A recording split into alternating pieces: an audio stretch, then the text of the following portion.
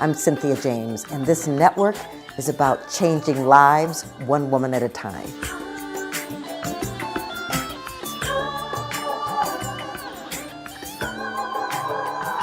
Welcome to Women Awakening. I'm Cynthia James. I'm your host, and I'm extraordinarily proud to introduce you to women that are inspirational, that are change makers, that are powerful, and that have found their way to their passion. And so what I want you to know is that they're not exceptions. They are absolute models for us to understand who we are and who we can be by simply saying yes to our calling. So we are here every week. You can find us on Spotify, Spreaker, iHeart, iTunes, YouTube, Amazon.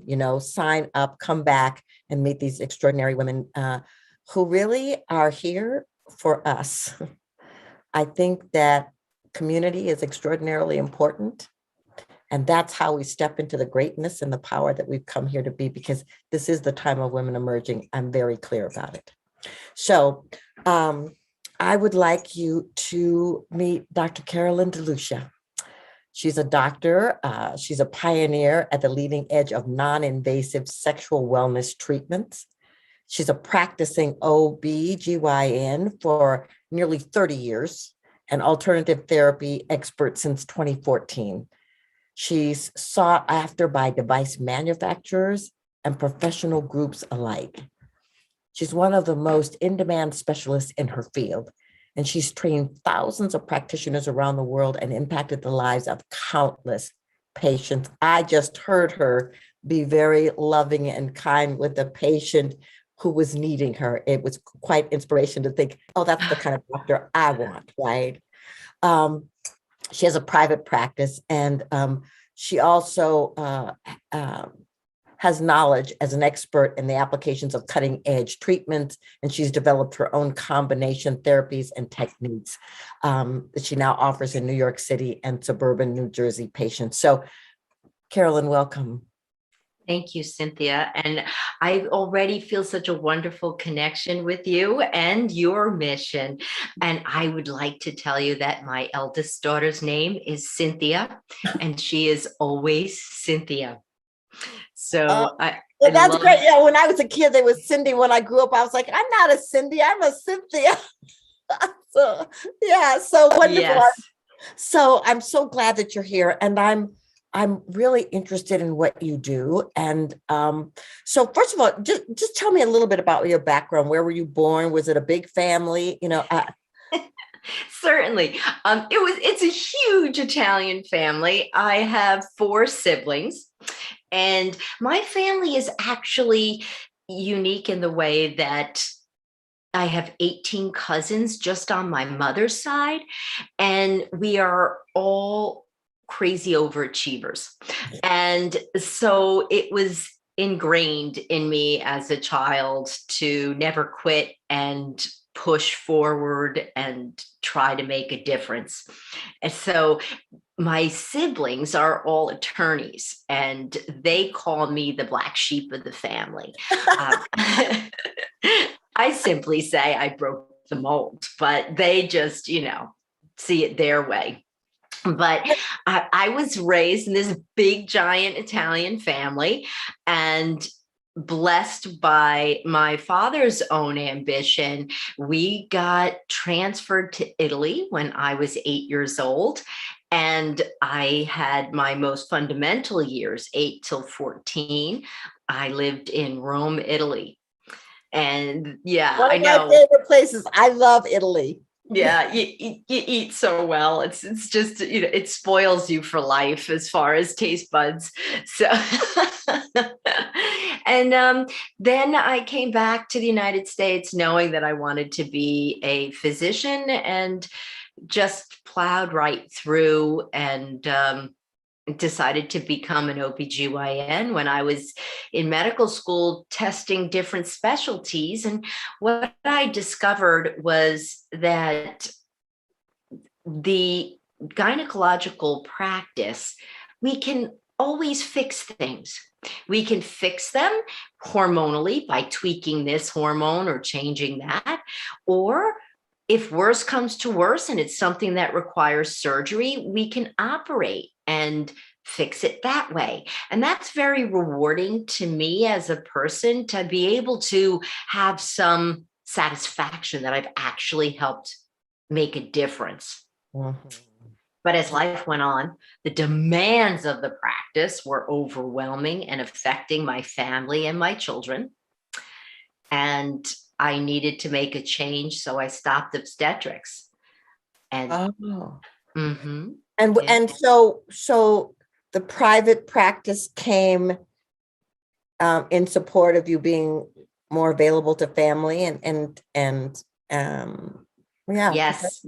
Mhm. Yeah. So what happened? My eldest daughter was 10 years old.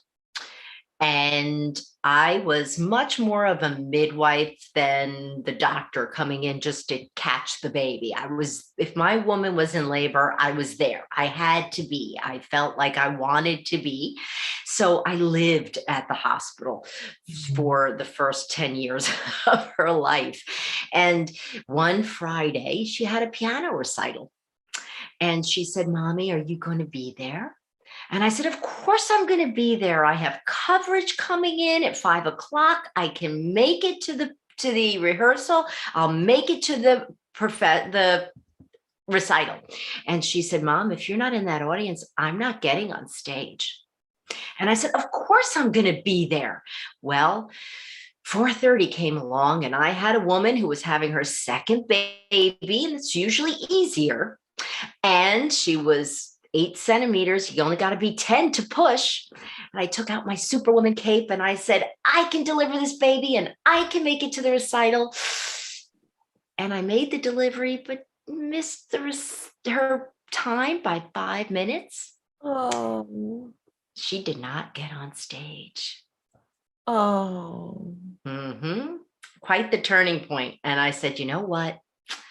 I chose the patient over my own child, and it's not going to stop. I have to make a change so that I make my children a priority and stop giving me that much of a temptation to make them a secondary aspect." So I quit obstetrics and started gynecology alone. Wow. Well, it's such a beautiful story, and it's so, it's such an interesting path that women walk, because you Yes. have this passion, you have this calling, you have this deep desire to be in service, and then you have family and the priorities there. And it's like, so how do you balance it? And so Hmm. what you're talking about is really making a choice in that moment that was going to serve both. Yes, exactly. Yeah. And how incredible that you raised a daughter that was really clear about standing for herself. Absolutely. As a matter of fact, she's a pediatric intensive care physician today. And I'm rather proud of her. And she's a very strong, independent woman. And she has said to me, "Mommy, honestly, when I look back, you were there for almost everything. And Oh, you did it all. So can I." oh, that is so beautiful. Well, I want to talk about what are sexual wellness treatments? Mm-hmm. So wonderful. And I'm so glad you asked, because women need to know. Stop suffering. I know each one of us is suffering from something, whether it's uh, bad bad periods, leaking urine, having vaginal dryness, discomfort with intercourse, hot flashes, night sweats, just the whole aspect of what we experience. And it affects our intimacy and our confidence. And each one of these issues can be treated, and Mm. they can be treated traditionally as well as alternatively, as well as with functional medicine. Now, devices called functional gynecology, which is the field that's been growing that I really partake in and been teaching. And so you have taken the medical knowledge and then found out what are the medical devices or things that can take it to another level to support women's wholeness where their sexuality is concerned. That's correct. So there are lasers that can take a relaxed vagina. So before we have a baby, the vagina is kind of a cylinder. After the baby, it's kind of a square. We have the walls fall in from both sides, and that's laxity, and that's from overstretching. The front wall is our bladder, which weakens, and we leak urine with a cough, a sneeze, glass of wine, laughing with our girlfriends, jumping on the trampoline. Or the back wall is the rectum, and that can bulge into the vagina. So that change in the anatomy causes all kinds of changes in the way we feel when we have intimacy, and also with leaking of urine, which is really impactful. Did you know 45% of women who leak won't have sex? No. 45%? Yes, that's almost half of the women who have urinary incontinence, which is over 40%, over 50, won't be intimate for fear of leaking on their partner. Wow. Well, no, I didn't know that. And that makes sense to me. But thank goodness there's a you. There's someone that can say this does not have to stop you from having a pleasurable life sexually. That's right. Yes. And it's not me, it's the technology that's been developed, thank the Lord. And there are lasers that can treat that. There's this fabulous chair you sit on fully clothed that can Kegel for you 11,000 times in 28 minutes, rebuilding your pelvic floor musculature so you don't leak.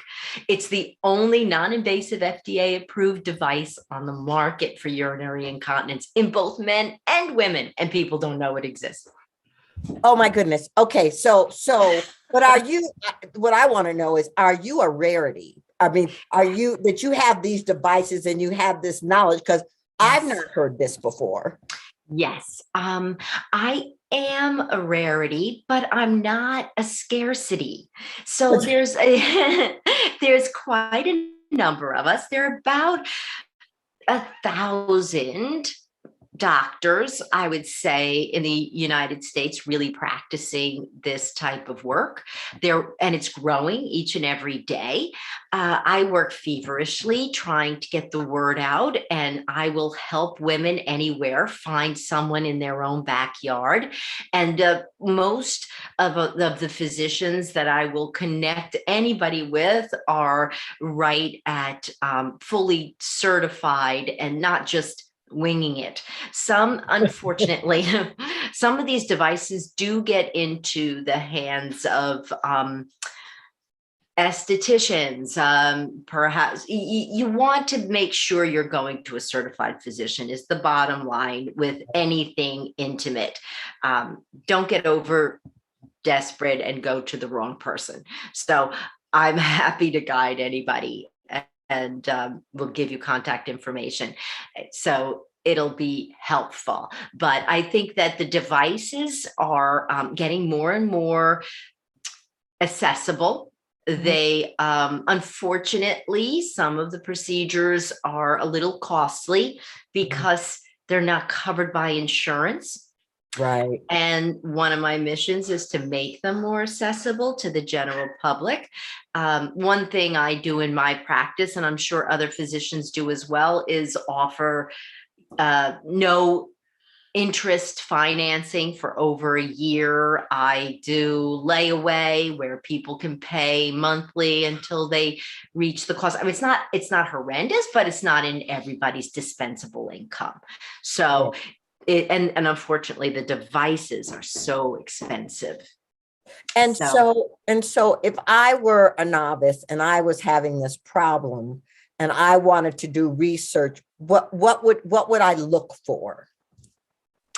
You can start by Googling the condition. For example, urinary incontinence solutions.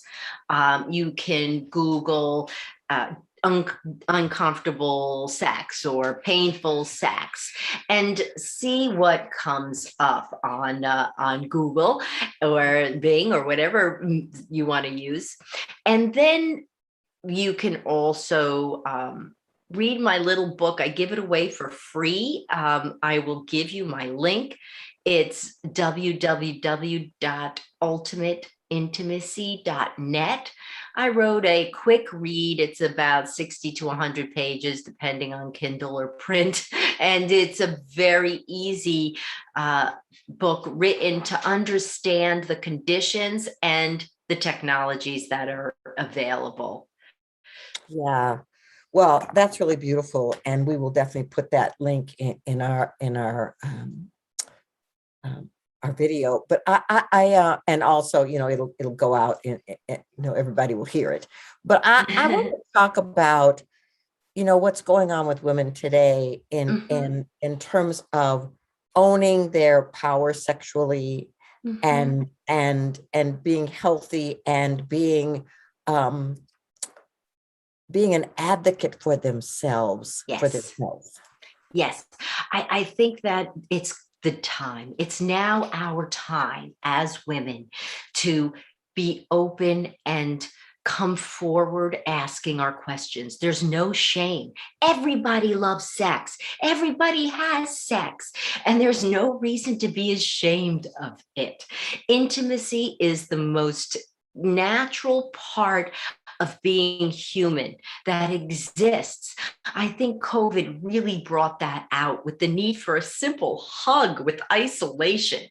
And I got an email yesterday from Netflix, and they were advertising what's coming up and what's new. Do you know what's new? Goop has a whole TV series starting in October, I think the 21st or so, and it's about sexual function in women. Oh my gosh. So this is our time. It's now. We can't keep silent anymore. We have a right to be willing and active participants in our intimacy without shame. Well, I love that. And I do work with women on emotional integration. A lot of them have been abused or traumatized as children, and trying to find their way back to their center, their natural state of being in terms of their sexuality can be quite a journey. So I love that you're saying this. B, I love that you're a physician that is saying this, and that women have opportunities and options to step into their fullness so that they enjoy their sexuality and own it. Absolutely. And I fault the doctors as well. I will say that the majority of traditional OBGYNs, which I really am at heart, never brought up intimacy because they don't think there are solutions. Even the physicians are unaware. These are not widely available devices and procedures quite yet. We're getting there and we're getting the word out, but there's resistance. And here's the issue, Cynthia. The problem with the gynecologist is that the devices that we're using, lasers, radio frequency, regenerative procedures such as platelet-rich plasma, the O-shot, vampire procedures. Platelet-rich plasma is the portion of our own blood that helps us heal ourselves. These types of procedures are foreign to gynecologists.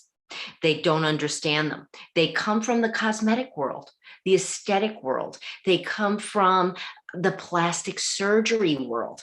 So for gynecologists to feel comfortable using these devices, they have to lose a little bit of their fear. And mind you, gynecologists and obstetricians in the United States are the most commonly sued doctors in our country. They live in fear of being sued. So they are a little bit closed-minded. This is where I'm safe. This is what I know. And they stay in that lane to be safe. to feel safe. So why are they sued so often? I don't know. I think that the way it all started with the increased lawsuits in OBGYN back in probably the 70s to the 90s was, I think, the expectation of perfection, and people were suing for babies that had rough births, or God forbid, cerebral palsy, or God forbid, death, or other traumatic birth injuries. So they were getting great settlements from the lawyers, and that encouraged people to find fault when perhaps just sometimes things just happen, unfortunately. Yeah. There And are always fault. I'm not yeah, saying doctors are perfect by any means, but there a lot of times it's just a bad outcome, not a malpractice suit. right. So it's so interesting. So you got the patient who's afraid and concerned and having a Yes, not a great experience, and the doctor who's having been sued or knows other people who've been sued. So you've got both yes, sides kind of wobbling in this fear place. Meanwhile, the ways to heal and transform, are not as quick as they could be because people are wandering in that space. that's right. And it's not as widely available or recognized. So that's why we're here. And I thank you for giving us this platform. Well, I'm really grateful that you're here, and I'm grateful that you're doing what you're doing. How do people find you? Well, you can find me on my website, which is www.drcarolyndelucia.com. And that's DR, not the word doctor. So drcarolyndelucia.com. And I'm on Instagram as the same, Dr. Carolyn Delucia. And you can DM me there. You could also write me an email at Viva, VIVAGYN at yahoo.com. Beautiful. Well, I'm just really grateful that you're doing what you're doing, and that, to know that there are 1,000 other doctors out there in this moment that Mhm. are walking the same plane is just a gift to all of us, and I'm over 50, and we're not told how to age sexually. we're, That's right. we're not told. And Mhm. so to have a conscious doctor that you can go to and have a conversation is a lovely thing.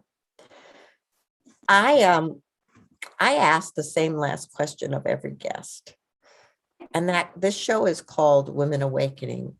What is the one thing you want women to know about the importance of their awakening? Well, of course, from my point of view, is to always be true to yourself and be confident and clear on your needs. That's the most important aspect in any area of our lives.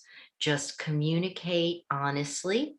Don't fear what someone else is thinking, and awaken to your own best self. Oh, that's so beautiful. Thank you. Well, Dr. Carolyn Delucia, I'm so grateful that you're here. I'm so grateful that you're on the planet. I'm so grateful that you're doing what you're doing. And thank you so much for being a guest. Back at you, Cynthia. Thank you so very much. So, ladies, I want you to know this is just an extraordinary example of what women are doing on the planet, bringing new ways of thinking, stepping outside of the box, inviting women to take ownership of who they've come here to be. You are an extraordinary gift. You're unrepeatable. And so whatever it is within you that wants to be birthed, wants to come forward, wants to be created, say yes. And the universe will sync up with you. I promise. Thank you so much for being here. Come back every week and meet somebody new and amazing. I'll see you then.